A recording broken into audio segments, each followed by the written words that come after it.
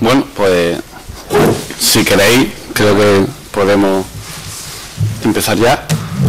Pues nada, antes de nada, agradeceros a vosotros que estéis hoy una tarde-noche de jueves, iba a decir de miércoles, así los estrellas son muy malos, pero una tarde-noche de miércoles que estemos aquí, que hayáis venido a hablar de TVO, la verdad que es de agradecer y también es de agradecer a la Universidad de Cádiz, que en un ciclo como es de presencias literarias se acuerde no una, sino varias veces de los TVO, ¿no?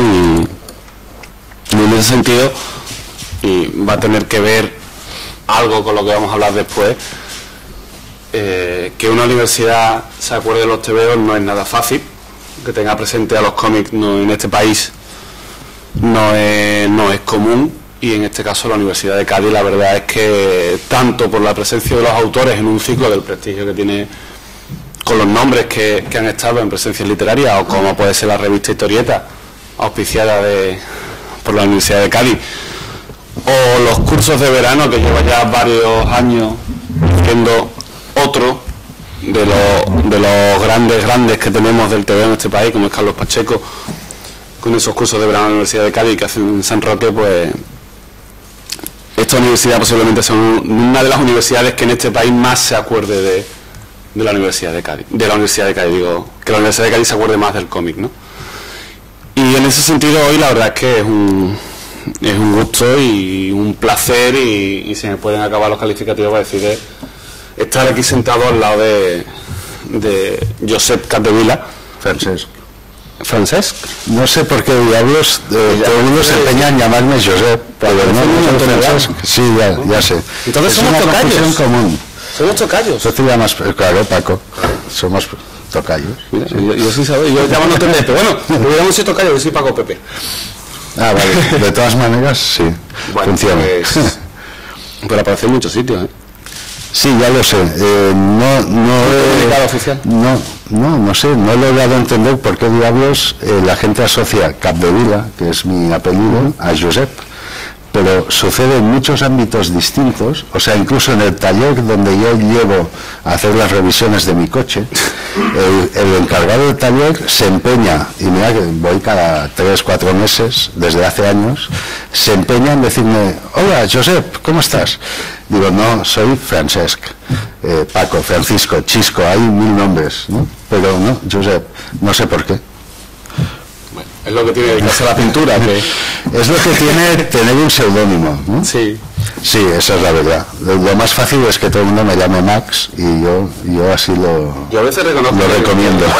Que hablando digo, bueno, no sé si menos mal que te digo Max, porque digo, si te iba a decir yo sé tomando un café, pues digo, lo mismo. Pero bueno, independientemente de eso, como decía antes, es un gustazo. Para mí es un gustazo estar sentado al lado suya, y yo espero que hoy, cuando terminemos, haya sido un gustazo para vosotros haber estado escuchándolo, sobre todo a él, ¿no? Yo voy a intentar ser lo más breve posible, tiendo mucho a enrollarme, pero voy a intentar ser lo más breve posible. La última vez que presenté a Max, dijo una cosa y se me quedó mirando así un poco así, recuerdo esa mirada, y es algo que voy a decir, y creo que se ha acordado de lo que... Yo dije que Max vine a decir que Max era un hito de la cultura española contemporánea. Es decir, que era uno de los pilares que tenemos en la cultura de este país. Este es un país que puede pecar de muchas cosas, podemos tener muchos defectos, creo que no los tienes todos, como los tienen todos los países, pero creo que tenemos un nivel creativo importante. Y Max es uno de esos puntos álgidos en la vida cultural de este país, en la vida contemporánea, y entendiendo contemporánea no como un estilo, que también se le podría aplicar a Max, y eso luego lo veremos después, sino en el sentido de cultura viva. Ese tipo de personas que crean, que tienen una necesidad casi genética, diría, en el caso de Max, por crear, por contar cosas y contarlas ahora, al momento, y no solo como algo que se le ocurre, sino historias que tienen que ver con lo que está pasando, y no solo con lo que se supone que está pasando, sino con lo que está pasando y con lo que a ese autor, a ese creador, a él le está pasando, ¿no? Y en ese aspecto, insisto, lo pensaba en ese momento. Hoy creo que se podrá argumentar un poco más. En aquel momento lo dije, en aquel contexto lo dije más como provocación que como otra cosa.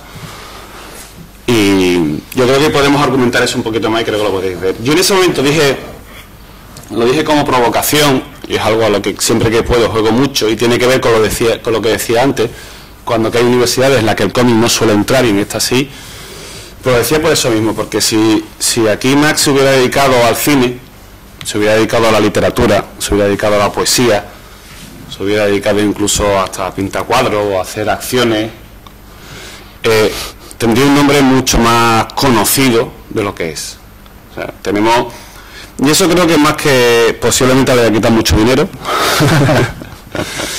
pero creo que lo ha dado una validez como artista, como creador, ¿no? Entonces, si se hubiera dedicado a otros medios, hoy sería nacionalmente famoso, que yo creo que Max hoy es uno de los autores de cómics más conocidos por la gente que está fuera del sector, por, si me permitís la expresión, por los no friki, ¿no?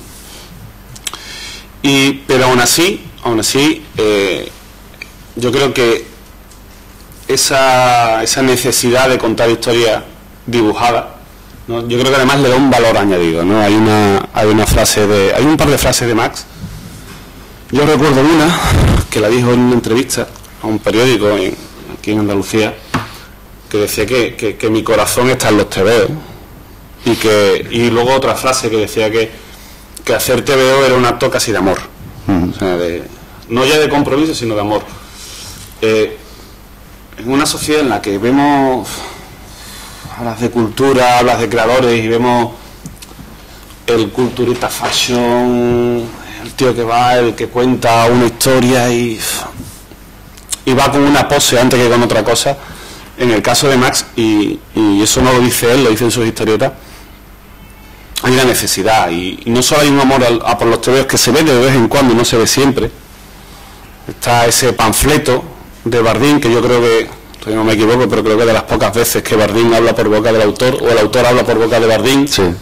Con ese panfleto de hagamos tebeos, ¿no? Aunque nadie nos los pague. Aunque nadie nos los pague, exactamente. Bueno, ese es otro tema. Eso hay que decirlo ahora en voz baja, ¿eh? Y bueno, por lo que decía, un hito, yo creo que es un hito incontestable de la cultura contemporánea española, ¿no? Y ese hito, ya empezamos un poco a charlar, por darle algún dato, no soy especialmente amigo de los datos, pero bueno, ese hito tiene a bien nacer en 1956 en Barcelona. Menos mal, decir, no, es en Badalona, digo, entre el nombre y la ciudad ya entonces... No, Barcelona, sí. En Barcelona. Y bueno, entró en una infancia, una juventud a base de Bruguera, a base de Tintines, a base de Asterix. Pues llega un momento en que aparece una cosa que se llama el rollo. Empieza uno de los hitos de la cultura española contemporánea, que es el cómic underground, y hay un punto de inflexión, hay un mundo en el que yo creo que ahora volvemos a lo mismo, y es ese mundo de conexión entre el cómic y otros aspectos de la cultura, la música, no sé si el arte en ese momento, pero muchos de esos autores que estaban en ese momento luego acaban en el arte, pero sobre todo con la música, con ciertas revistas musicales que dan cabida al cómic underground, algo que está pasando ahora otra vez quizás, después de muchos años en el que ha habido un divorcio en el que el cómic ha sido solo cómic y no tiene relación con los autores, pero ahí empieza. Entonces, ese punto, cuando aparece el rollo, eso cómo aparece. O sea, tú estás leyendo Tintín, estás leyendo Asterix, estás viendo Brugueras y de repente empiezas a dibujar tebeo y... Sí, contextualizando un poco. Yo era un niño, como cualquier niño de este país, que mis padres me compraban los domingos el tebeo, el Pulgarcito, el Tío Vivo, en fin, no todos cada domingo, pero iban variando, ¿no? Incluso el Capitán Trueno y todo esto. Así que yo además era un niño tímido, de esos que no juegan mucho en la calle, sino que prefieren estar en casa, en mi caso dibujando, y yo me alimentaba de esos tebeos, fue mi nutrición cultural, ¿no? En mi más tierna infancia. De ahí pasé allá a tebeos para un poco más adultos, como pueden ser Asterix o Tintín, yo también llegué ahí a mi adolescencia, y entonces mi adolescencia fue la de, me imagino, la de muchos adolescentes españoles a finales de los 70 o a mediados de los 70, con 17 años, viviendo bajo la dictadura de Franco, recibiendo estímulos extraños que venían de fuera del país, estímulos como pues, la música de Bob Dylan, de los Rolling Stones, de los Beatles, la cultura hippie, el budismo, las drogas, en fin, había ahí todo el mejunje contracultural de esos años. A mí me iba llegando así por un lado, por otro, con cuentagotas, y entonces yo me creía que el mundo podía ser distinto a como era, ¿no? Mi mundo era la España de los últimos años de Franco, en ese momento. Ahí yo conozco, por casualidad, a un chaval que se llama Roger, que también le gustaba dibujar y que a su vez estaba en contacto con un grupo de gente que querían autoeditar un cómic. Esta gente, algunos de ellos luego muy famosos, Mariscal, Nazario, se llamaban El Rollo, eran un colectivo, y habían leído los cómics underground que venían de Estados Unidos, y entonces habían decidido autopublicar un cómic clandestinamente, porque en aquel momento con la censura no había otra opción, y venderlo por la calle. Yo entro en contacto con ellos, me interesa todo eso, veo los cómics de Robert Crumb y de Gilbert Shelton y alucino, y digo, joder, cómo mola esto. O sea, estos tíos están haciendo cómics que no son de ciencia ficción. De Tintín a Crumb. Sí, de Tintín a Crumb. Sin nada en medio, vamos. Sí. No, en medio hubo un par de años en que yo había abandonado la lectura de cómics, porque ya más allá de Tintín no encontraba nada que me... Pero me refiero a que, o sea, a nivel de lectura de TVO, o sea, llegó un toque Tintín y pasaste Tintín a Robert Crumb. Sí, claro, y eso me explotó la cabeza. Sí, fue una explosión en mi cabeza. Hemos pasado, pero hemos tenido muchos puntos en común, o sea, mucho, pero... Sí. No, aquello fue radical, ¿no? O sea, fue una... ¡pum! Una rotura radical, una explosión en mi cabeza, ver que se podían hacer cómics sobre cualquier tema, no solo sobre aventuras o ciencia ficción o tal, sino cómics sobre la vida real en la calle, sobre el barrio chino de Barcelona, las putas, los camellos, sobre la dictadura, sobre la policía, sobre las aventuras sexuales de la gente, todo eso en España no se había visto jamás en cómic. Y un poco pues este colectivo, El Rollo, al que yo me uní, yo era el más joven de todos, yo era niñato, pues estaban por hacer eso, ¿no? Me uní a ellos, editamos El Rollo Enmascarado, fue el primer yo creo que fue el primer fanzine español, y bueno, y a partir de ahí pues empezó a rodar todo, y me vi metido ahí muy a gusto, ¿no? Y bueno, de hecho creo que tuvisteis problemas con la censura también, ¿no? Evidentemente, ¿lo pasaba? Sí, tuvimos un juicio. Tuvisteis por tener, ¿no? Casi, ¿no? Sí, había un truco legal, y es que el TV era clandestino, sin depósito legal, lo vendíamos por la calle, con el viejo sistema de ir por las Ramblas de Barcelona, así, con un anorak, y cuando veíamos a alguien con el pelo largo, barba y tal, sacar así y decir, oye, ¿quieres comprar un TVO? Y tal. Unos exhibicionistas del fanzine. Sí. Y entonces, bueno, hubo una denuncia, la policía se enteró donde vivían la persona que figuraba como, o sea, la persona que había encargado a la imprenta publicar aquello, ¿no? Y entonces, bueno, hubo una denuncia, hubo un juicio, pero había una laguna legal en las leyes franquistas que decía que todo autor tiene derecho a editar su propia obra. Entonces, ahí lo que hizo fue este responsable al que habían pillado con su nombre, dijo, lo he dibujado todo yo, y es mi obra y tengo derecho a editarlo. Bien, por ahí salvamos una parte del tema, pero le cayó un le cayó una multa por pornografía, básicamente, ¿no? Pero vamos, fue una multa al fin y al cabo bastante ridícula. La pudimos pagar entre todos y ya está, el TVO quedó secuestrado, pero pudimos plantearnos hacer un segundo TVO. Sí, porque a raíz de esos TVO, o sea, no solo tú, sino mucha gente y en paralelo el movimiento que surge en Madrid, quizás unos años después, pero con CSEPE y empezáis a no solo a publicar en fanzines, sino que empezáis a publicar también en revistas, Rockstar. Sí, bueno, no sé si hay mucha, no recuerdo si hay mucha diferencia de años entre. No, hay 2 años. Hay 2 años. El rollo fue en el 73, en el 75 murió Franco, y muerto Franco empezó a haber como una apertura descontrolada, porque nadie controlaba nada ya, ¿no? Entonces ahí empezaron a llegar revistas que ya no había que venderlas clandestinamente, sino que se vendían en los kioscos, revistas de cómic como Star. Y luego muy relacionado con la historia musical. También. Hay un punto de comunicación ahí. Sí, lo hay, porque yo creo, a mi entender, ¿no? En aquellos años, yo creo que las artes que llevaron la voz cantante en el tema de ampliar la libertad de expresión fueron la música y el cómic, básicamente, ¿no? Desde el primer momento, ¿no?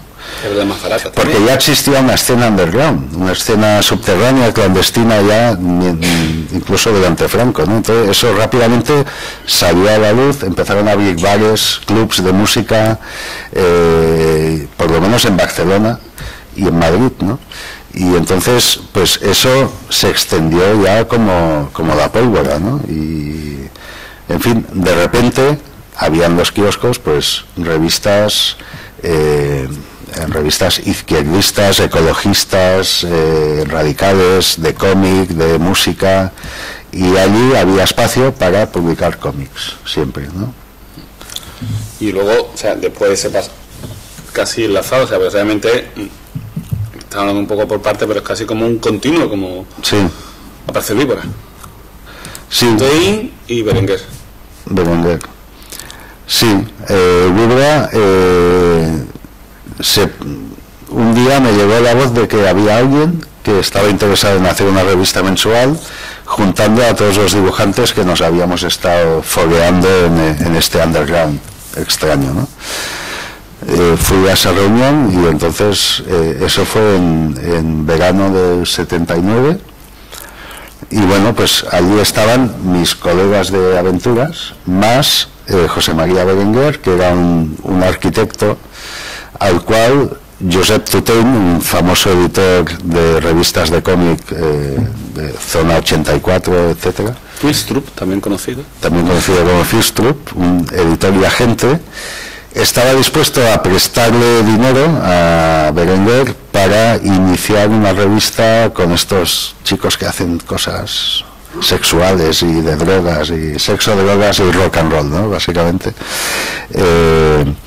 Tutein fue siempre un tipo muy listo, es decir, fue muy hábil en su trabajo como editor y como agente, hizo revistas muy buenas en aquel momento, y además olfateó que ahí en el underground había una cantera para el futuro, ¿no? Pero por algún motivo él no quiso pringarse personalmente en eso, y entonces buscó a un amigo que era Berenguer, le prestó 1 millón de pesetas de la época, que no es poco, no, sí lo es.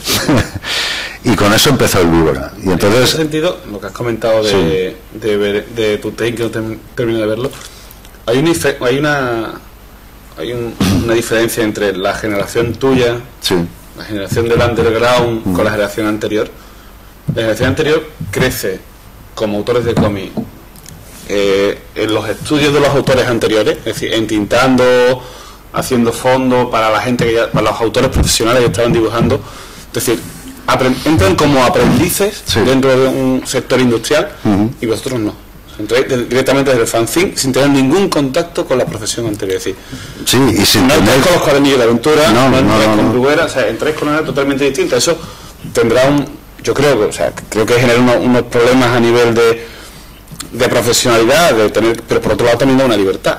O sea, ahí hay una diferencia que es lo digo porque lo veo en paralelo con lo que has comentado de Tutein. Sí. Tutein ve aquí algo, pero él es de la generación de los autores que dicen, no, de los papeles y los que van por aquí, selección ilustrada, y 8 horas dibujando, y dibujando tanques, dibujando caballo, y con el caballo delante y copiando el caballo, ¿no? Sí.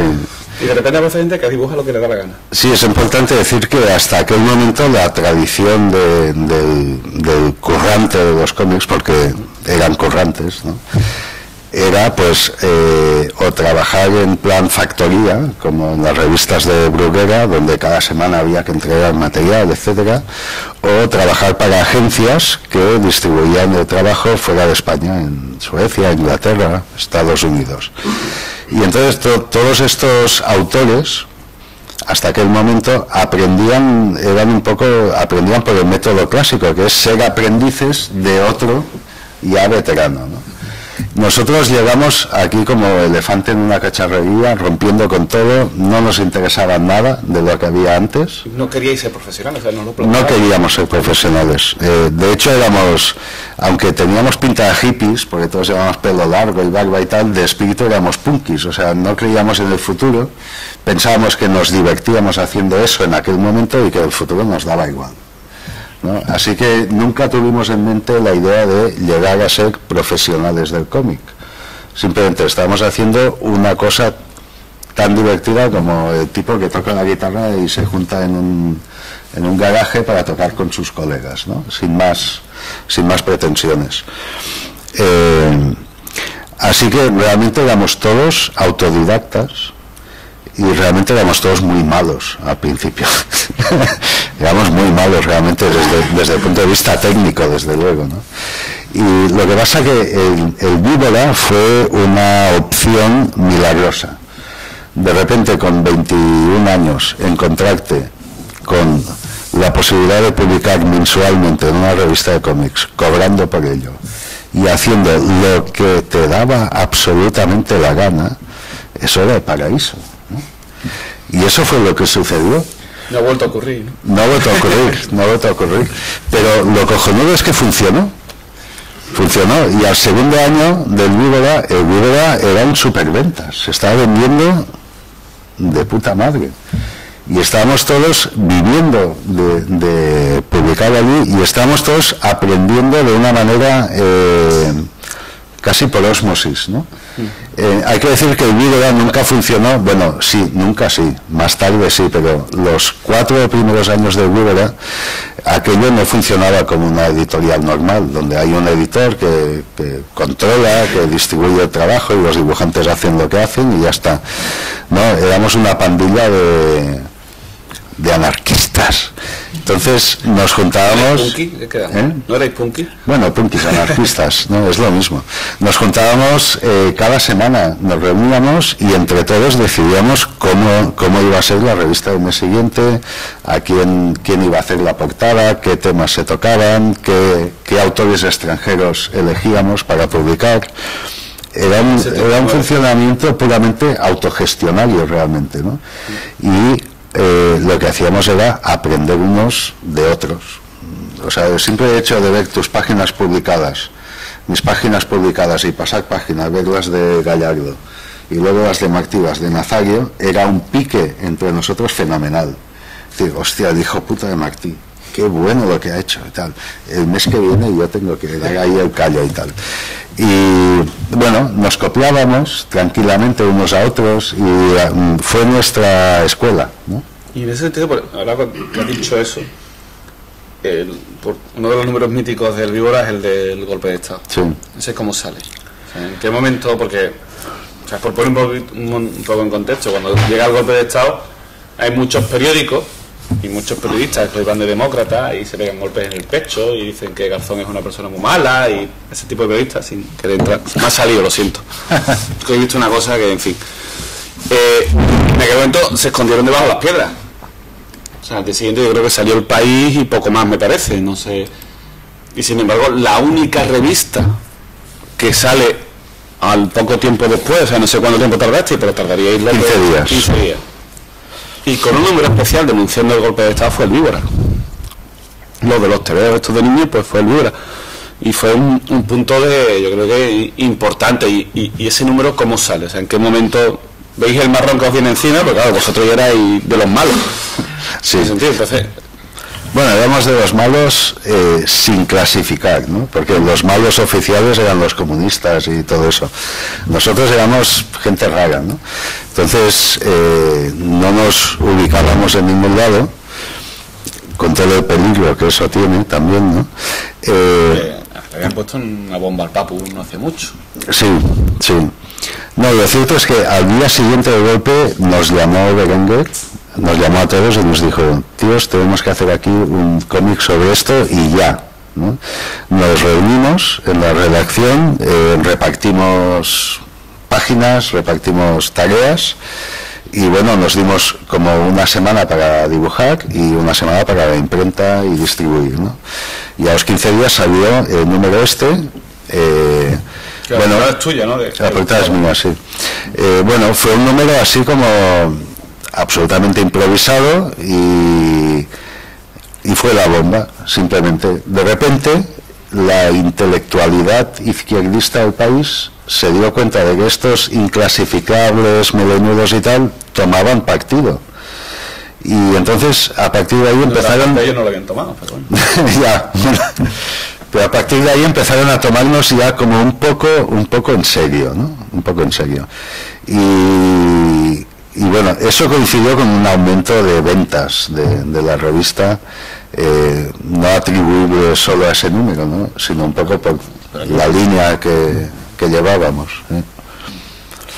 Y en tu caso tú empiezas el libro, empiezas con Gustavo, sí, un personaje muy anárquico, muy punk, no tanto como el que viene después. Ahí gráficamente hay mucho de Robert Crumb, sigue habiendo mucho de Robert Crumb, no tanto como en la versión del Capital.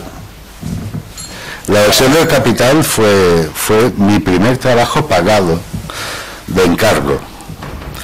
Entonces no es algo que yo hiciera voluntariamente. Yo no me consideraba marxista, yo me consideraba más bien anarquista.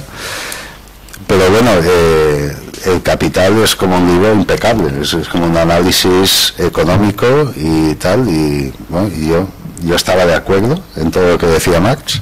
Entonces no tuve ningún problema en ilustrarlo a medias con Paco Mir, que es dibujante pero también actor en el triciclo. Pero bueno, lo hice porque era mi primer trabajo pagado realmente. ¿Quién te lo encargó? Pastanaga, que era una editorial que había en Barcelona, extraña también. Eran un grupo de vegetarianos, anarquistas, no sé qué. Bueno, y al final resultaron ser un poco piratas también. Pero bueno, en fin, nada, que me hice una versión en cómic del Capital. Me pasaron el guión, o sea que yo solo tuve que dibujar el guión. Luego me enteré que ese guión lo habían pillado de una edición francesa sin pagar derechos ni nada, por eso digo de piratas, ¿no? Pero bueno, ahí está. A los periodistas les hace mucha gracia, ¿no? O sea, es como un dato, ¿no? De que ha hecho una versión en cómic del Capital y tal, pero para mí es un trabajo más. Sí, pero yo me refería gráficamente, en Capital se te ve mucho de Robert Crumb, sí, al principio de Gustavo se te ve mucho, y luego hay una cosa, hay un cambio que luego va a ser casi una coherencia, un punto de continuidad en tu carrera, es que Gustavo funcionaba muy bien, y de repente dice, no, fuera Gustavo y me meto con otro personaje, hace una cosa nueva, ¿no? Y me meto a hacer Peter Pan, ¿no? Sí. Y no solo hay un cambio, aunque creo que entre Gustavo y Peter Pan hay puntos, ese punto punky que tú dices, ese punto contestatario a nivel argumental, pero gráficamente ya hay un salto, ¿no? Sí. Entonces, si es ese momento en el que descubres a Chalán, o un poquito después, sí, un poquito antes, o se te va de la línea chunga, empiezas a irte hacia la línea clara, ¿no? Bueno, con todo el debate que hubo en ese momento en el Código Español de... Tengo que decir que lo de línea chunga, línea clara, como tal, fue un debate absolutamente artificial y provocado por Ramón de España, sí, que en aquel momento era director de la revista Cairo, que era la revista rival del Libra, ¿no? Pero era un debate de broma, porque en realidad los autores éramos todos colegas y íbamos de copas juntos y tal. No, o sea, tú eras uno de los iconos de la línea chunga, y tu línea chunga acabó derivando de una Acabó forma siendo muy clara, natural, sí. tremendamente natural, o sea, Sí. sin ningún tipo de corte hacia... Bueno, eso es porque recuperé... Vale. Una cosa que me he dicho antes, que lo digo ahora, aprovechando que me han dicho que me acerco el micro, que si tenéis algo que preguntar o algo que opinar, por favor, interrumpidnos, que estamos deseándolo, ¿eh? Que cuanto menos hablemos, mejor. Mi paso a la línea clara es porque recuperé en un momento dado mis lecturas de Tintín de adolescente, y entonces empecé a entender, ya analizando las virtudes de Tintín, ¿no? Y me hice fanático casi, ¿no? Y así que ahí empecé a depurar la línea, y poco después empecé a ver los cómics de Chaland, de Yves Chaland, ¿no? Entonces Yves Chaland era un tipo que cogió la línea clara de Tintín y le dio un toque de pincel muy salvaje, yo creo que proveniente de Kirby. A mí me parece muchas veces el pincel de Chaland, esto ya es para frikis, ¿no? Pero el J. Kirby junto de la mano... el trazo de pincel de Chaland, yo siempre he pensado, y eso con mi Charmut lo he hablado mucho, lo debo mucho a Jack Kirby. Jack Kirby es el autor de Los Cuatro Fantásticos y hitos de los superhéroes, de un tipo con un dibujo súper potente, ¿no? Pero bueno, yo ahí vi las virtudes de este trazo más moderno, más contemporáneo de Chaland, y yo que hasta entonces trabajaba con plumilla, me pasé al pincel, ¿no? Y ahí cambió mi estilo, ¿no? El pincel es mucho más fluido en el trazo, o sea, con la plumilla vas con la mano así como más agarrotada, en cambio el pincel es más así. La plumilla raspa y el pincel sí, se desliza, digamos, ¿no? El pincel se desliza sobre el papel y permite grosores muy distintos de la línea según cómo le des, ¿no? Y yo creo que es ahí donde se fundó... ¿Y ese cambio al final de Gustavo y al principio de Peter Pan? Sí. ¿O un poco antes en Gustavo o un poco después en Peter Pan? Con el segundo libro de Gustavo ya empecé a usar el pincel, ya empecé ahí. Pero ya con Peter Pan ya me solté, ¿no? Digamos, ¿Por qué final de Gustavo y...? ¿Por qué deja Gustavo funcionaba bien? Bueno, al principio? ahí viene un debate largo, Sí. ¿no? El debate de los personajes. Luego ya viene con Peter Pan y luego terminaremos con Bardeen, Sí, pero sí. Bueno, por anunciarlo. Para anunciarlo. Tradicionalmente el cómic ha funcionado mucho por personajes, o sea, los lectores se hacen fans de personajes, no de sus autores, sino de los personajes. Entonces, para mencionar otra vez a Tintín, o a Ibáñez con Mortadelo y Filemón, o a cualquiera que podáis pensar de la época Kirby con los otros. dorada de los cómics, ¿no? Un autor encuentra un personaje que funciona y se tira toda la vida dibujando ese personaje. Esto está muy bien, yo no tengo nada que decir, pero conmigo no iba. Yo me hice dibujante precisamente porque yo era rebelde y pensaba, yo no quiero pasarme toda la vida haciendo lo mismo. Así que lo de los personajes descubrí con Gustavo, que fue mi primer personaje fijo y que tuvo cierto éxito, descubrí que se convertían en una cárcel. Descubrí que de repente me sentía yo maniatado por el personaje, descubrí que se me escapaba de las manos, porque Gustavo era como un ecologista radical, ¿no? De estos que además ponían bombas en las centrales nucleares y tal. Entonces, un buen día voy por la calle y empiezo a ver pintadas en la calle de Gustavo reivindicando cosas antinucleares, con lo cual yo estaba de acuerdo, pero me molestó ver a Gustavo dibujado en una pared y que no lo hubiera dibujado yo. Y entonces voy a una manifestación antinuclear y empiezo a ver pancartas con Gustavo diciendo cosas y tal, y dije, hostia, esto se me va de las manos, o sea, se ha convertido en un icono de algo de lo cual yo no quiero ser representante. Y sobre todo porque además podía cambiar muy fácilmente el significado del personaje. Por eso. O sea, yo soy autor de cómics, no soy político, ¿no? Entonces, de repente ver mi personaje ahí en pancartas me dio mal rollo. Yo luego podemos discutir qué significa ser político y si un autor de cómics no es político también en cierto sentido. No, sí que lo es. Sí que lo es, pero es autor. De la política, pero es autor. ¿En otro sentido de la política? No, por supuesto, no. Yo tengo he tenido mis ideologías y las tengo, pero yo no aspiro a liberar nada, ¿no? Entonces, esa es un poco la diferencia, ¿no? Entonces, ver a Gustavo ahí fuera de mi control me dio mal rollo, decidí acabar con él. Y entonces fue cuando me hice punky. Y el bicho creció incluso más que Gustavo, porque... Sí, creció más. Pero, por ejemplo, con Peter Pan, ahí ya sí empiezas a experimentar un poco más, ¿no? Ahí quizás se te va un poquito más, ¿no? Con Peter Pan me solté totalmente, o sea, dije, vale, aquí tenía una idea de base que era parodiar la película de Walt Disney, y dije, bueno, aquí yo voy a saco. Me meto donde haga falta, no voy a escribirme un guión, sino que voy a ir improvisando cada mes, lo voy a hacer en plan punky. Y entonces lo hice así porque me apetecía, me divertía, me parecía la manera de cortar con Gustavo y para mi asombro funcionó comercialmente, ¿no? Funcionó. Ya te conviertes ya un poco...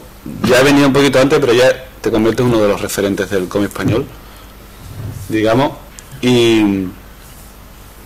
Hay que decir que también vi a Peter Pan en pintadas por la calle, no, peor que eso, en tatuajes en los brazos de chicas preciosas y pintado en las chupas de gente y tal. Pero eso es otra cosa. Eso es un truco para ligar fantástico. De discoteca, te ve a la chavala de tatuaje y dices, eso lo he dibujado yo. Ahí, hombre, ahí tienes medio camino ya... No, era otra cosa. Realmente. Y luego lo que has dicho, y hablando de los saltos porque no he montado, cuando Peter Pan está en la cresta de la ola, después de Pandinista, decides dejarlo también, ¿no? Sí. Pero por saltar un poco y pasarnos de la cronología temporal lineal a otro tipo de cambio, he dicho que te planteas en Peter Pan trabajar libremente, sin planteamiento, y un poco como quien dice a salto de mata, contar lo que te apetece contar, con mucha libertad, y en ese quizás no... Lanzo, tú me corriges si me equivoco, ¿no? Pero que hay quizás Mujeres Fatales y trabajar con Quique Beltrán, no, lo digo porque también te lo he leído, ¿no? Es decir, hay el momento de la planificación, de componer, hay un punto también de inflexión, no solo en lo gráfico, no solo en lo argumental, sino en el tercer pilar, que es el TVO, que es la narrativa, ¿no? Sí. O sea, por contraponer con lo que has dicho con Peter Pan, ahí ya te digo decir, no, o sea, si quiero contar una historia con dibujos, tengo que pararme a... Sí, yo de hecho, yo estaba acomplejado porque mis orígenes son de dibujante puramente, ¿no? Entonces, yo siempre tenía el complejo de no ser narrador, de no saber construir los guiones adecuadamente, ¿no? Y esto lo llevaba yo aquí y decía, pues, tengo que aprender, porque si no me pasaré toda la vida en manos de otros guionistas, teniendo que dibujar cosas que inventan otros, ¿no? Pero yo me inventaba mis cosas, yo tenía mis cosas en la cabeza, lo que no sabía muy bien era la técnica de transponerlas al papel, ¿no? Y ahí aparece Quique Beltrán, que era también dibujante, ahora está retirado de dibujar, era dibujante muy bueno, tenía series suyas de éxito como Cleopatra, y él tenía una idea para un libro, pero él me dijo, te lo propongo a ti porque este libro no lo puedo dibujar yo, porque exige un tipo de dibujo más realista que el que yo sé hacer, y creo que tú puedes hacerlo. Al mismo tiempo, Joan Navarro, el editor de Cairo, se metió por en medio y vio que la conjunción de Quique Beltrán y Max podía ser muy vendible en Francia. Así que bueno, yo me metí sabiendo... ¿Se equivocó una jarca? Bueno, no tanto. Pues eso digo, no tanto. Y enseguida me apunté a trabajar con Quique porque yo veía que él sí sabía hacer guiones y sí sabía desarrollar historias. Y pensé, es mi oportunidad de aprender. Entonces, yo a mí que dije, vale, vamos a hacer el libro, pero te pongo una condición, y es que hagamos no los guiones, sino la puesta en página juntos. Aquí hago un inciso para decir que en las portadas de los TVOs se suele leer guión tal, dibujos tal. Pero esta es una división muy artificial. En realidad el guión es un poco la historia que cuentas y el dibujo es cómo está dibujada, pero entre medio está lo más importante de todo, que es cómo conviertes una historia escrita o anotada en dibujos y cómo decides qué hay en cada viñeta, qué encuadre hay, cómo se articulan las viñetas en cada página. Ese es un trabajo que no tiene nombre, pero que es el más importante en un cómic. Es el trabajo básico del que depende el éxito o el fracaso de un cómic, ¿no? Y yo sabía que Mike sabía hacer eso perfectamente, ¿no? Y entonces le dije, bueno, vamos a hacer esto juntos, y así aprendo. Y Mike muy amablemente se prestó, supongo que le divertía también, y nada, así hicimos el libro y conseguimos venderlo en Francia y con éxito, ¿no? Sí, funcionó muy bien, o sea, sí, funcionó muy bien, pero para nuestra desgracia este libro, Mujeres Fatales, eran 5 historias independientes de mujeres que habían sido, digamos, la perdición de hombres, ¿no? Pero en aspectos muy distintos, ¿no? Entonces, una de las historias era de un director de cine porno cuya actriz principal era su propia mujer, ¿no? Entonces, os podéis imaginar el conflicto y tal. Esa historia gustó tanto en Francia, es decir, gustó tanto a los editores franceses, que a partir de ahí solo querían que yo hiciera cómics eróticos. Me dijeron, no, Max, tú estás muy dotado para hacer cómics eróticos y vas a triunfar con esta y tal. En fin, yo dije, lo siento, no me interesa, ¿no? O sea, como siempre, no me interesaba pasarme la vida haciendo cómics porno, ¿no? Y luego, bueno, eso, dejas Peter Pan. Y luego hay un cambio importante cuando aparece la mitología. O sea, no tanto un primer cambio gráfico, pues, a grosso modo, el redescubrimiento de Tintín, el descubrimiento de Chalán, y luego a nivel argumental pasas de también a grosso modo, que tampoco es de un día para otro, pero pasas de un TVO anarquista, punky como Peter Pan a un interés por la filosofía con el Carnaval de Ciervos y con Borges de por medio, con Robert Graves, con... Sí, yo llevaba años leyendo básicamente literatura fantástica en su sentido más amplio, ¿no? Desde lo más pulp de ciencia ficción y historias de serie negra. Que de ahí sale también Lovecraft y Disney, ¿no? Sí, también. Desde ahí, pues, hasta autores tipo Kafka, Borges, etcétera, ¿no? Y por ahí luego a la mitología. Y entonces yo descubrí en la mitología lo que hay en la mitología, que es como la fuente del manantial de donde han brotado todas las historias, ¿no? Y ahí encuentro, pues eso, un material en bruto susceptible de ser renovado, reutilizado, etcétera, ¿no? Me gusta que hayas mencionado la historieta de Lovecraft y Disney, porque bueno, hay un texto de Jordi Costa, el crítico de cine del país, que precisamente plantea un poco que esa historieta es como un espejo para mí, ¿no? O sea, es como viene a decir que en mi alma conviven esas dos cosas, y es cierto, ¿no? O sea, yo como todos vosotros tengo mi Jekyll y mi Hyde, ¿no? Entonces tengo mi Lovecraft y mi Disney, y entonces hice una historieta sobre eso, ¿no? Y en la que además me pintaba a mí como un anciano, el cual en sus años mozos fue el que juntó a Lovecraft y Disney. Es una historia muy bonita, es de mis mejores guiones. Plantea un hipotético encuentro que pudo ser posible porque vivieron durante durante unos años coincidieron trabajando, entre Lovecraft, que escribía historias de abominables, de terrores oscuros, etcétera, y Walt Disney, que hacía esas peliculitas tan maravillosas de animación, ¿no? Y entonces, bueno, Jordi Costa dice que eso es un espejo de mi alma, ¿no? Que yo tengo en mí mi lado oscuro, mi lado claro y tal. También es cierto que esa historia se me ocurrió, ya veis, y leyendo el libro de Gianni Rodari, que da consejos para tener ideas cuando no tienes ideas. Es un libro cojonudo, lo recomiendo a cualquiera que se dedique a la creación. Y es un libro que son trucos, y entonces el mejor truco de ese libro es el de pensar en dos cosas absolutamente opuestas o distintas y ver qué pasa cuando las juntas. Cosas, personas, animales, conceptos, lo que sea, ¿no? Y entonces, con eso yo un día estaba así como, bueno, ¿y qué puedo pensar? Dos cosas distintas que a mí me gusten y tal, y Disney, Lovecraft, pum, pam, pim, pam, me salió la historia, y todavía pienso que es una de mis mejores historias.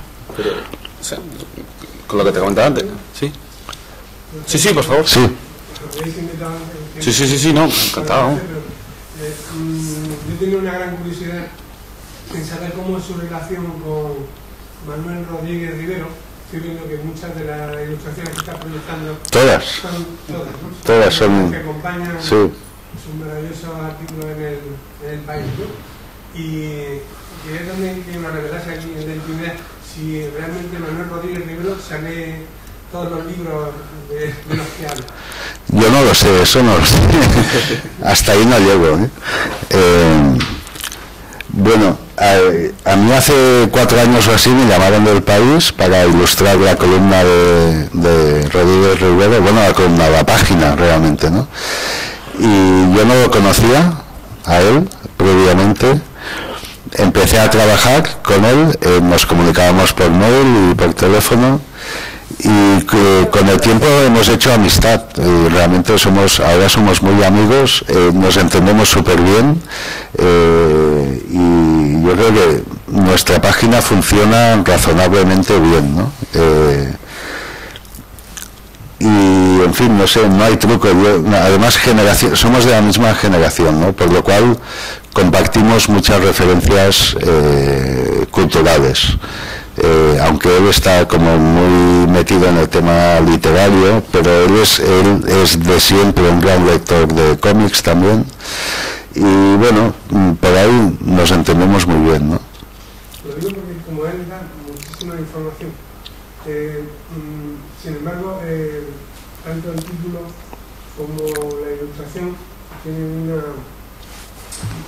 es una identidad, ¿no? Es lo que usted dice, que funciona muy bien la página, ¿no? Y quería saber si eso requiere mucha conversación cada semana, o cuál es la técnica que utilizan ustedes para ponerse de acuerdo y plasmar la esencia del artículo en la ilustración. No, lo cierto es que hablamos muy poco sobre el trabajo, ¿no? Cuando yo voy a Madrid nos vemos y estamos horas charlando y bebiendo y tal. Pero para el trabajo de cada semana nos comunicamos lo mínimo. Él me envía su texto el domingo por la noche, y entonces yo tengo todo el lunes para hacer el dibujo. Normalmente no hace falta comunicarse más, o sea, yo tengo el texto, escojo aquello que más me motiva para dibujar, hago el dibujo, se lo envío a él y lo envío al país al mismo tiempo, ¿no? A veces él me llama y me dice: Max, hoy mi texto es realmente árido, no sé por dónde lo vas a pillar, ¿no? Me avisa, ¿no? Lo siento. Sí, lo siento, no estoy inspirado y tal, ¿no? Y bueno, nos hacemos favores mutuos. Yo viajo más o menos a menudo también, entonces a veces hay que adelantar. Entonces él me adelanta textos o yo adelanto dibujos, ¿no? Hasta el punto de que a veces él escribe su texto en función de mi dibujo. Es decir, no todo el texto, él escribe su texto y se ve obligado a hacer una mención al dibujo que yo he hecho, ¿no? Pero vaya, que nos cubrimos las espaldas mutuamente. Aprovechando la pregunta, y creo que quizás temporalmente también, Sí. ¿es en ese momento cuando empiezas a dedicarte a la ilustración? ¿Profesionalmente, cuando te empiezan a salir trabajo? O... No, yo busqué a finales de los 80, que es cuando las revistas mensuales... Que estamos hablando de la misma época aproximadamente, ¿no? Del Carnaval de los Ciervos, de Disney Lovecraft. No, eso es después. Eso es después. A ver, sí, poniendo un poco en orden. Mi Peter Pan dura desde el 84 hasta el 90, ¿no? Son 3 libros, pero entre medias yo hago muchas historias de corte fantástico, literario, mitológico, que van saliendo en el Víbora. Pero a finales de los 80 las revistas mensuales empiezan a caerse de los kioscos, el Víbora aguantaría un 10 o 12 años, pero yo también doy síntomas de cansancio ya, ¿no? Llevo 10 años publicando mensualmente, haciendo cómics, y empiezo a estar ya un poco agotado. Y veo que hay un sector profesional, que es el de la ilustración, que es mucho más descansado y mucho mejor pagado que el de los tebeos, y como a mí además me interesa el grafismo, la tipografía, me interesan muchas cosas, ¿no? La pintura y tal, ¿no? Pero veo que en el campo de la ilustración puedo hacer cosas, ¿no? Entonces ya busco conscientemente orientarme un poco hacia allá, ¿no? Así que con el último libro de Peter Pan, que coincide en el mismo año que hago un cómic infantil para El Pequeño País, a partir de ahí... ¿Alicia? No, Turpin. Turpin, la biblioteca de Turpin. Sí. A partir de ahí me planteo, digo, ya estoy como cansado de hacer cómics, no tengo ideas nuevas, voy a buscarme la vida por el tema de ilustración. Y me empiezan a salir trabajos básicamente de cuentos infantiles al principio, pero también carteles, portadas de disco, en fin, un poco, ¿no? Ahí colaboras con Kiko Veneno, con Radio Futura. Sí, con el tiempo irían sucediendo colaboraciones, sobre todo con músicos, ¿no? Y luego al final, que lo que te comentaba antes de ese inicio del cómic underground en relación con la música, que ahora está pasando, ahora pasa mucho más, pero hace pocos años que pasaba menos, pero ahí también tú tuviste mucho con el tema de los planetas, con el tema de Neo Tokio, esas colaboraciones, el videoclip de los planetas. Sí. Me llama la atención porque en un momento en el que el cómic está muy potente, sí, hay esa relación. Luego hay esa especie de travesía en el desierto de los 90, de los primeros años del 2000. Sí. Y ahora que el cómic parece que está, por lo menos mediáticamente, un poco más de moda, esa relación con la música parece que vuelve. Sí. Ahí, ¿no? Bueno, yo no sé por qué es. Yo te digo porque tampoco lo sé. O sea, no, yo sé por qué es en mi caso personal, y es que yo siempre he sido aficionado a la música y siempre he estado escuchando música mientras dibujo, ¿no? Y entonces, además, como el trabajo de dibujante es muy solitario, es como tú en tu mesa, en tu habitación, un día y otro día y otro día y otro día. Entonces, de repente apetece mucho colaborar con cosas marcianas que son de otro mundo, ¿no? Entonces, esas cosas marcianas de otro mundo son, por ejemplo, los músicos, ¿no? Que tienen otra dinámica, otra visión y tal, ¿no? Y entonces yo siempre que ha surgido me he apuntado al tema, ¿no? Es decir, siempre que ha surgido con músicos cuya música yo disfrutaba, ¿no? Evidentemente, si me proponen con Bisbal no creo que llegáramos a nada, ¿no? De esos encuentros raros hay voy a decir un tebeo, no es un tebeo, pero es también un punto de inflexión, y hemos estado hablando antes además de él, ¿no? Que no es un tebeo, no es una novela, no es un libro, es un producto extraño que es Orficaz, ¿no? Sí. Y ahí sí te marca un punto, no sé hasta qué punto te marca una inflexión, pero sí parece que hay un antes y después, ¿no? Sí, prácticamente como a nivel temático. Sí. ¿no? Sí, esto fue precisamente un par de años después que yo había decidido dejar los cómics y dedicarme solo a ilustrar, cuando tuve esta propuesta genial, maravillosa, un libro blanco, ¿no?, de la Diputación de Sevilla, de hacer un libro sobre el tema de Orfeo, ¿no? Naturalmente Alberto Marina, que era el responsable en ese momento de la Fundación Luis Cernuda, sabía que a mí me interesaba la mitología, y ellos habían iniciado una colección de libros de artista, donde cada artista se explayaba sobre un tema, ¿no? Entonces él me propuso hacer un libro sobre el tema de Orfeo, y vamos, para mí fue una ocasión maravillosa, genial, ¿no? Calva, que dicen, ¿no? Sí. Entonces ahí hasta me lancé a escribir, fue mi primera experiencia de escribir solo, sin dibujar, aunque el libro tiene dibujos, tiene ilustraciones en color, tiene historietas, tiene un poco de todo. No, es un libro peculiar, es un libro extraño, es un libro que se ha convertido en un libro de culto, porque tuvo una tirada pequeña, se agotó y mucha gente lleva muchos años buscándolo, sí. ¿No? Además que es un libro maravilloso, o sea, sí. Con la maquetación de Manuel Ortiz. Sí. Antes de que se vaya desvaneciendo el tema así de la música, voy a preguntar o sea, Orfeo es un tema de música, es una obra. Pero antes de que se vaya desvaneciendo, era preguntar que cómo se hace un cómic de una canción, como el caso del Canto del Gallo, y cómo fue la relación con Orfeo. Vale, sí. Esa fue mi primera experiencia de trabajar con músicos, ¿no? Y eso fue en el 87, si no recuerdo mal. Los Radio Futura contactaron con el Víbora diciendo que necesitaban un dibujante para hacer un cómic a partir para un disco que estaban preparando, ¿no? El editor del Víbora pensó directamente en mí, lo cual le agradezco muchísimo, y entonces nos juntamos un día con Santiago Auserón y su manager en aquel momento y tal, y en fin, nos caímos bien de entrada, lo suficiente para que yo me pusiera a trabajar en el tema, ¿no? Entonces el encargo era básicamente hacer un cómic a partir de la letra de una canción. Pero claro, yo empecé a escuchar la canción y entonces tenía su ritmo de reggae, tenía su cosa, yo veía colores, yo con la música veo colores, ¿no? Me imagino que mucha gente también.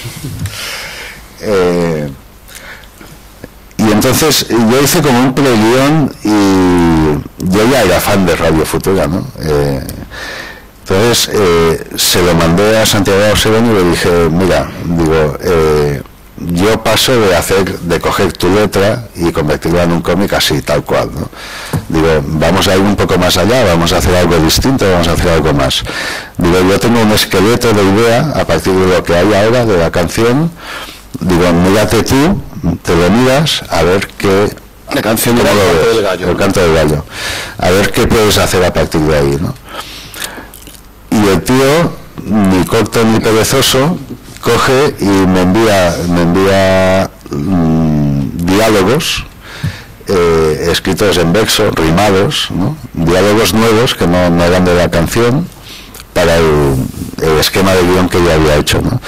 Nos estuvimos carteando durante un par de meses, no había mail entonces, así que era por carta, y realmente la cosa fue creciendo súper chula. O sea, yo cuando el tío me envió los diálogos nuevos ya aluciné y dije, wow, esto va a ser la hostia. Y nada, yo me puse a dibujar a partir de eso y, en fin, para mí es todavía una de mis mejores historias. Y lo más bonito de todo es que luego, un par de años después, vinieron a tocar a Mallorca, yo vivo en Mallorca, fui al concierto y de repente veo que tocan la canción y en mitad de la canción empiezan a ponerse así como instrumental, ¿no? Y de repente Auserón se pone a rapear los diálogos del Bocadillo. Y yo me quedé alucinado, dije, hostia, qué bonito, ¿no? O sea, es una canción que se ha convertido en cómic y luego ha vuelto y se ha convertido en un rap dentro de la canción. Y no sé, me parece una historia súper chula. Además con un puntito Bruguera.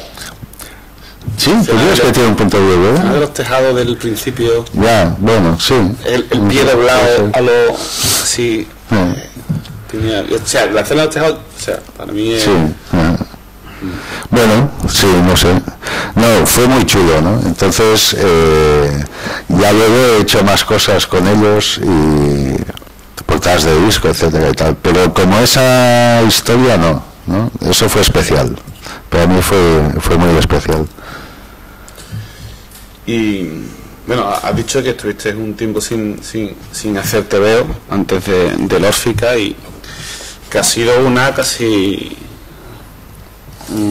una constante en todos los autores del rollo, ¿no? En todos esos autores que abren una nueva línea en el TV español con el rollo, porque todos dejan los TVO.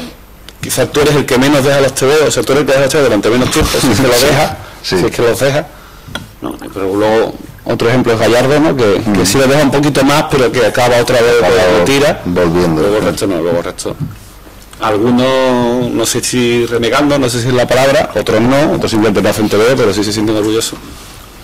Y luego hay otro punto de inflexión importante, que es en el Salón de Barcelona con el fanzine, con el Nosotros Somos los Muertos, con la historieta de Bosnia, ¿no? Eso... Sí, eso nació así como de un dolor de estómago, así. Sí, yo llevaba ya como 3 años haciendo solo ilustración y ganándome la vida mejor que cuando hacía cómics. Y de repente hay una guerra en Yugoslavia, que es aquí al lado, y entonces todo el mundo mira para otro lado, y yo un día de cabreo dije, voy a hacer una historia sobre... Bueno, pensé, ¿qué puedo hacer yo sobre esto? Y pensé, pues puedo hacer lo que sé hacer, que es un cómic, ¿no? Entonces hice un cómic con mi amigo Pere Joan, también dibujante. Él hizo un texto teórico sobre la violencia en los cómics, y visto que en aquel momento ya no había revistas, solo el Víbora, ¿no? Yo lo propuse al Víbora y me dijeron que ni hablar, que son malos tiempos y la gente no quiere malos rollos. Sí, pero... Era una historieta de mal rollo, naturalmente, una historieta sobre una guerra que está sucediendo en aquel momento, no puede ser nunca divertida, con unos ¿no? perros que eran de mal rollo, o sea. Sí, de mal rollo total. Bueno, entonces, visto que no había dónde publicarlo, dije, pues nada, pues igual que cuando empezamos, nos autoeditamos, hacemos un fanzine fotocopiado y lo llevamos al Salón del Cómic y lo vendemos. Y hicimos 300 copias, las llevamos al Salón del Cómic y se agotaron en horas. Y encima... Como diría, hay que me lo quitan de las manos. Sí, exacto. Y encima, como aquel año no pasaba nada, porque en aquel momento habían desaparecido las revistas, todos los editores estaban como de un prudente tremendo. Estaba llegando el manga ya. En fin, no había en el salón, no había noticias, ¿no? Nuestro fanzine fue la gran noticia en los periódicos al día siguiente. Tuvimos que ir... Periódicos que no te habían publicado, la imagen la habías enviado, ¿no? Sí, yo había... La vida de los perros mirando el televisor, sí. La vida de Nosotros Somos los Muertos, que el título como tal, pues parece que no, pero aplicado a una guerra que pasa en un confín donde no te acerques, te dicen, no, es que los muertos somos nosotros, tiene mucho más peso, ¿no? Y eso los periódicos te lo habían rechazado también, ¿no? Eso si no me equivoco, lo enviaste al País, lo enviaste a... Sí, yo hice un experimento, y es que envié un dibujo con su leyenda. El dibujo era unos perros mirando la televisión, y la leyenda era Nosotros Somos los Muertos. Lo envié a todos los periódicos nacionales y a todos los locales de Mallorca, a la sección de cartas al director. Pensé, nadie ha publicado nunca una carta dibujada, vamos a probar, ¿no? Ningún periódico, por supuesto, lo publicó, excepto uno en Mallorca, El Mundo de Mallorca, porque el director era conocido mío y bueno, no sé, el tipo se atrevió, ¿no? Pero bueno, sí, esa fue mi primer movimiento, ¿no? El segundo fue hacer la historieta y el fanzine. Nada, triunfó, de repente la prensa dijo, este es el tema de este año del Salón, ¿no? Dos dibujantes profesionales reconocidos que no tienen más remedio que autoeditarse en fotocopia. Escándalo. Sí, estamos hablando en un momento de que el sector del cómic en España, para los autores españoles, era un auténtico erial. Es decir, no se publicaba autores españoles nada, o sea, casi nada. O sea, quitando el Jueves y quitando... Sí. Y los autores españoles que publicaban, un Miguel Ancho Prado, eran en Francia, que era como un autor extranjero que publicaba en España. O sea, las editoriales españolas le compraban los derechos de autores españoles afuera, ¿no? Ahora mismo yo creo que no estamos, ahora mismo no.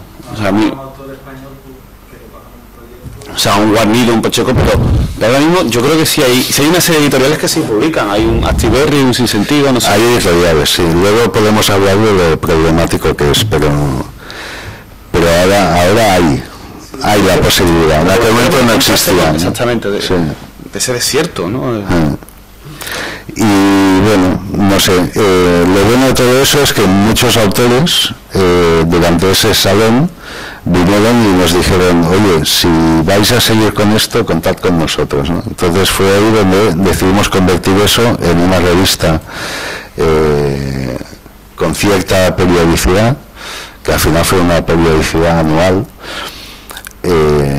Y ahí nació, pues eso, Nosotros somos los muertos, la revista que ha estado durante los 90 aglutinando un poco autores veteranos españoles que no podían publicar porque eran raros, autores noveles que tampoco alcanzaban a publicar y autores extranjeros que nadie más publicaba en España y que con el tiempo han acabado siendo los super. Sí. Chris Ware, David B, compañía, sí. Y a partir de ahí pues, nos queda poco tiempo y Nosotros somos los muertos todavía en los 90. Llevo un rato que voy a preguntar y digo, bueno, ¿cuánto tiempo nos queda? Porque vamos de tiempo regular, pero por resumir, está el Nosotros los Muertos, y ahí hay un salto, no tanto gráfico, pero yo creo que a partir de Línea Clara hay una evolución en tu estilo. Luego quizás lo más significativo es la entrada del ordenador a nivel gráfico. No es una ruptura, sí, pero hay una evolución. No, disiento. Yo creo que eso marca una ruptura. ¿A mí me vas a decir tú cómo dibujas tú? Sí, a ti te lo digo. A ti te lo digo. En realidad para hacer esa historieta, Nosotros somos los muertos, después de 3 años de inactividad de cómic, tuve que reinventar mi manera de trabajar. Lo último que había hecho en el 89-90 era Peter Pan y Turpin. Era una cosa de línea clara, muy bien acabada, muy bonita y tal, y de repente yo necesitaba contar una historia brutal de guerra y no sé qué. Entonces la única manera que encontré fue usando plumillas viejas que ya estaban un poco abiertas y entonces daban un trazo así como sucio, muy irregular. Pasé del color. Un puntito a los Spiderman de Mouse. Sí, pues sí, ahí hay influencia de Spiderman. Pero bueno, yo creo que ahí reinventé mi estilo gráfico de otra manera, o sea, más crudo, más expresionista, más realista, más sucio, no sé, y en esa onda hice 2 libros, Como Perros, que recopila historias cortas en esta onda, y el Prolongado Sueño del Señor T, que fue mi intento de hacer una novela gráfica a la altura de Spiderman. Sí. Qué palabra. y luego argumentalmente, ¿no? Aparece también, o sea, evidentemente estaba antes, pero aparece cada vez va cogiendo más fuerza, y en el Prolongado Sueño del Señor T se ve el punto de la filosofía y también la introspección, ¿no? Sí. El mirar hacia adentro y el mirar hacia afuera, pero de una manera distinta, ¿no? Que también que tiene mucho que ver con algo que has hecho más recientemente, pero que no sé hasta qué punto surge ahí también, que son los libros los cómics para los libros de filosofía, ay, se me dio el nombre. Maite Larrable. Sí, es un proceso paralelo, ¿no?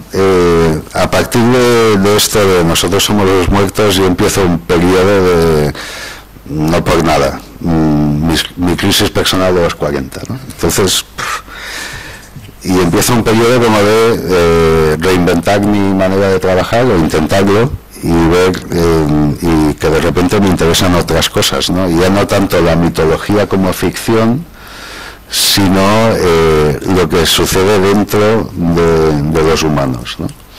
Que a su vez es lo que provoca lo que sucede fuera, ¿no? Y bueno, ahí mi mujer es psicóloga y entonces me influye en eso, lecturas de Jung y todo eso, ¿no? Bueno, ahí empieza este periodo así, yo le llamo mi periodo oscuro, ¿no? Es muy introspectivo. En Órfica también hay eso, ¿no? En Órficas sí, pero es que Órficas... Más metafórico, quizá, ¿no? Órficas es justo antes de Nosotros somos los muertos, ¿no? O sea, es justo unos meses antes, así que es todo como un poco simultáneo, ¿no? Sí. De hecho... que no hay una ruptura, aparte hay una evolución, ¿no? Que... Sí, yo creo que hay una trilogía de libros que son Órficas, El gigante blanco y El señor T, que son estos tres libros de yo atravesando mi crisis, ¿no? Y es meterse en la zona oscura hasta que sales, ¿no? Y ya está. Y después de eso, ya harto de blanco y negro, de esta aridez, de este rollo así súper concentrado, sí, el ordenador, me voy a lo contrario y me voy a Bardin, ¿no? Sí. Que empieza en ese momento, aunque el libro sale varios años más tarde. El libro sí, pero las historietas no, porque hay muchas cosas que publicas también a modo fanzine. Sí, no, pero es que eso empieza justo cuando acabo de ver El señor T, digo, ya estoy hasta los huevos de este rollo así tan serio y tan profundo, ¿no? Ahora me voy a hacer algo súper loco, súper divertido, súper colorista, súper tal. Y ahí nace Bardin. ¿Y ahora qué? ¿Y ahora qué? Bueno, ¿ahora qué de qué? Yo con Bardin me lo he pasado muy bien y además de que el libro ha sido como exitoso y tal, y se ha publicado en varios países y no sé qué, y me han dado el premio nacional y bueno, genial, ¿no? Entonces hace un par de años estaba acometiendo un segundo libro de Bardin cuando de repente se me cruzó una historia distinta y nueva en la cabeza con tal fuerza que abandoné Bardin, o bueno, lo aparqué momentáneamente. Luego te llamo. Y me puse con lo nuevo, ¿no? Pero lo nuevo creo que saldrá, si consigo acabarlo, saldrá entre primavera y junio, por ahí, mayo, junio. Se titula Vapor y es un libro en blanco y negro sobre un tipo que está harto del mundo y se va al desierto. Así, a ver si ahí se aclara un poco y se centra y tal, ¿no? Entonces, esto se me ocurrió en dos sitios distintos. Fue hace 2 años, en estas fechas, hace 2 días fue San Antonio Abad. En Mallorca, San Antonio Abad es el santo más venerado en el campo. En todos los pueblos hay super fiesta de diablos tentando al santo y se asan sobrasadas y butifarras y todo eso, ¿no? Entonces, ya es la hora de... ese año yo pensando sobre el tema del santo y tal, y esto se conecta con mi amor por un pintor como el Bosco, que tiene que ver con el librito de ilustraciones de... También, sí, pero ahora no despistes. Bueno, el caso es que yo tenía imágenes de pintores, no solo del Bosco, de Bruegel, de Velázquez, sobre San Antonio Abad y sus tentaciones, ¿no? Incluso yo hice una historieta sobre eso en el libro hace años. pensando con el santo, las tentaciones y tal, y pensé, ¿cómo sería eso hoy en día? Donde ya nadie, obviamente nadie cree en Dios, así, no... nadie cree en Dios ni en el diablo. Entonces, ¿qué pasa, no? Esos mismos días actuó Dinosaur Jr. en Palma, fui al concierto y vi el personaje, en cierto modo, ¿no? J. Mastis, que es el guitarrista, me inspiró un poco el personaje. Y entonces la idea es esa, un tipo de hoy en día que está hasta las narices de todo, está ya saturado, se va al desierto a ver si se aclara. Evidentemente no busca a Dios porque nadie cree en Dios, yo el primero, pero evidentemente tampoco va a tener tentaciones porque nadie cree en el diablo, yo el primero. Entonces, ¿qué le sucede? Lo que tiene son distracciones. Las distracciones son el inmenso show en que se ha convertido la sociedad actual, la sociedad del espectáculo, que le persigue incluso hasta el desierto, ¿no? Bueno, el libro va de eso. Vale. Y ya nos queda poquito tiempo, pero no me resisto a preguntarte cómo ves ahora, y tiene que ver con lo que comentábamos antes, la situación del TV ahora en España. O sea, ahora que tenemos el boom de la novela gráfica, que aparecemos en los periódicos, que se habla del TVO, que estamos en las universidades, que no somos los parias que éramos hace unos años, que ese desierto ya parece que, bueno, que, o sea, no es que seamos un bosque, pero bueno, por lo menos sí hay brotes verdes, ¿no? No como los que nos decían hace unos años, ¿no? En la economía, pero... Bueno, la verdad es que no puedo quejarme, ¿no? Yo, no solo yo, muchos hemos estado años reivindicando el cómic como un arte a la par de cualquier otro arte, ¿no? Y entonces ahora parece que por fin ha calado socialmente la idea de que los cómics no son solo tonterías para niños y adolescentes, sino que son cosas serias, son trabajos artísticos serios, equiparables a cualquier otro. Ha ayudado mucho que el gobierno instituyera hace unos años el Premio Nacional del Cómic, ha ayudado mucho la prensa haciéndose eco, ha ayudado mucho la etiqueta novela gráfica, que a mí no me gusta, pero ha ayudado porque ha hecho calar de algún modo que hay un tipo de cómics que no son los de siempre, sino que tratan otros temas más actuales, más biográficos, más lo que sea. Ha hecho que el lector que dejó los TVO, que leía superhéroes y dejó los TVO, porque llegó un momento que los superhéroes no le interesaba, o el manga no le interesaba, ha dicho, pues si es novela gráfica, mismo ya sí me interesa, ¿no? Sí. Y ha captado un poco también ese... Sí, ¿no? Y creo que ha captado lectores nuevos también, sí, ¿no? Ha ayudado mucho también que esto mismo ha provocado que la distribución de cómics no estuviera limitada como antes a las tiendas especializadas, sino que de repente se haya extendido a grandes librerías como la FNAC, Casa del Libro, etcétera, y otras no tan grandes que también ya tienen su rinconcito para... El Corte Inglés también, el Corte Inglés también, en fin, todo eso ayuda mucho, ¿no? Sin embargo, todo esto tiene sus peligros también, ¿no? Uno de los peligros artísticos es que todo este tema de la novela gráfica parece basado en que los cómics tienen que ser autobiográficos y periodísticos, ¿no? Está muy bien, los hay que son buenos, los hay que son menos buenos, pero no tienen por qué ser siempre eso, ¿no? Entonces, especialmente el tema autobiográfico a mí me está empezando a tocar las narices. El onanismo argumental.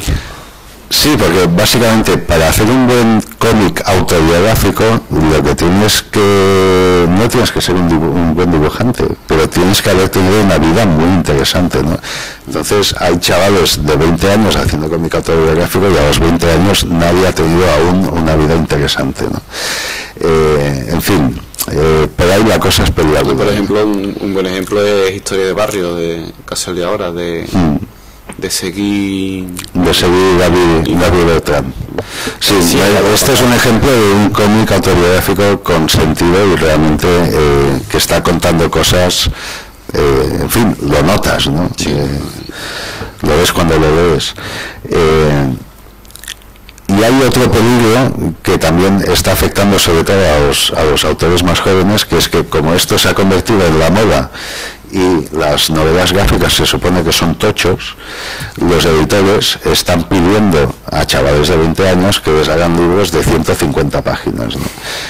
Y además pagando nada, o pagando muy poco, ¿no? Entonces yo entiendo que con 20 años cualquiera intenta hacer un libro de 150 páginas medianamente bueno, y lo más fácil es que se pegue una hostia de campeonato, ¿no? Porque eso lleva tiempo. Y bueno, por ahí veo un peligro de que muchos autores se quemen intentando hacer lo que la industria está pidiendo en este momento. Bueno, la industria. No es la industria. 3 editores, me refiero. El concepto industria me refiero. Ya, sí, 3 editores. Sí. No, es cierto. Si tenéis alguna preguntita. Yo creo que también, no sé si podría ser también un peligro importante que con el cómic revival de la moda se están haciendo muchísimas reediciones y tal tiene una parte buena porque tenemos acceso a todos esos cómics que han habido pero tantas reediciones de cómics clásicos o ensalzados y tal, que estamos ahora viviendo un poco a la sombra de ellos. Entonces, ¿cómo tienes que competir ahora con los cómics buenos que están sacando los autores de ahora y con los cómics buenos de los autores de antes? Entonces, no sé si eso es algo todavía más dificultoso para los autores que han hecho antes. Bueno, eso es muy estresante para el comprador de cómics, ¿no? Porque te obliga a un dispendio brutal. Pero por otro lado, yo creo que las reediciones que estamos viendo ahora de materiales antiguos son buenas, porque están, digamos, revalorizando lo que ha sido la historia de los tebeos, ¿no? Además, yo creo que no es casual que se reediten ahora, por ejemplo, cosas como Crazy Cat o cosas de los años 1910, 1920, 1930, porque en aquel momento estos tipos eran los pioneros, eran los tipos que ellos solos se estaban inventando lo que era todo un medio, ¿no? Luego cayeron en el olvido, pero resulta que la última generación de autores de vanguardia se han estado basando en todo eso y recuperándolo, ¿no? Así que para mí tiene mucho sentido poder comprarme el último libro de Chris Ware y al lado poder comprarme la reedición de Crazy Cat, porque es que estoy viendo de dónde ha aprendido el uno y no sé qué. Pero es verdad que hay ahora mismo una cantidad de material que a todos nos apetece tener y comprar y que no llegamos, no podemos con todo, ¿no? Por ejemplo, como comentabas antes de que en tu época con el franquismo no se podía, no tenía la gente nuevamente acceso a Robert Crumb, a ese tipo de cómics y tal. Entonces yo creo que eso hace como una reacción en que vosotros tenéis que hacer ese tipo de cómics aquí en España para que se pueda conocer.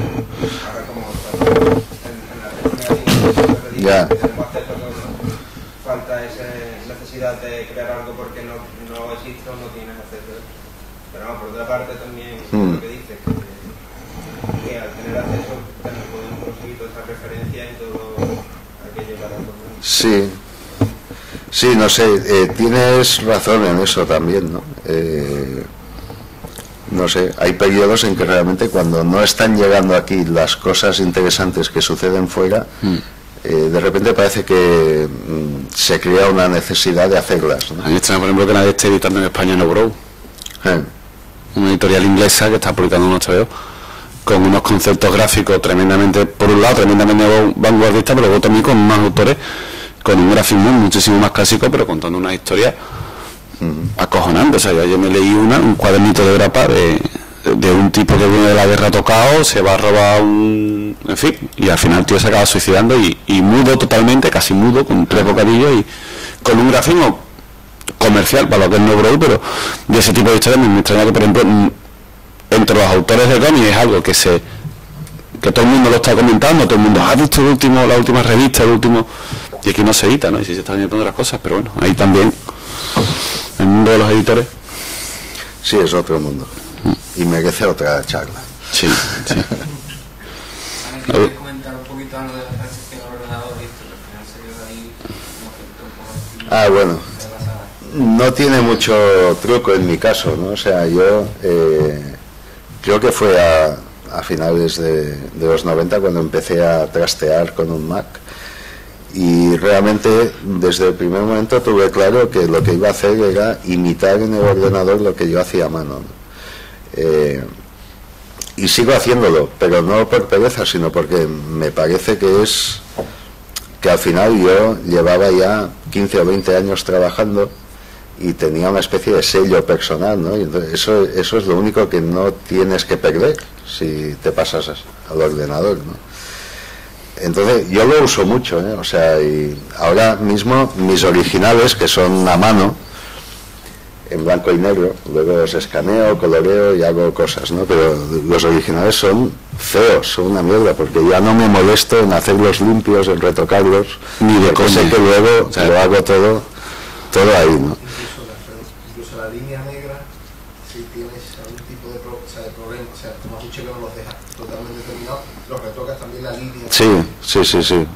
Yo ahí les tengo que quitar razón. O sea, en Córdoba, en un festival de utopía, hicimos una cosa que era grabadores a sueldo, unos están en la calle, tú te llegabas por €1, pues te hacían una foto, te escriben un poema, ¿no? O sea, y estaba Max haciendo dibujos, y tú lo ves allí dibujando.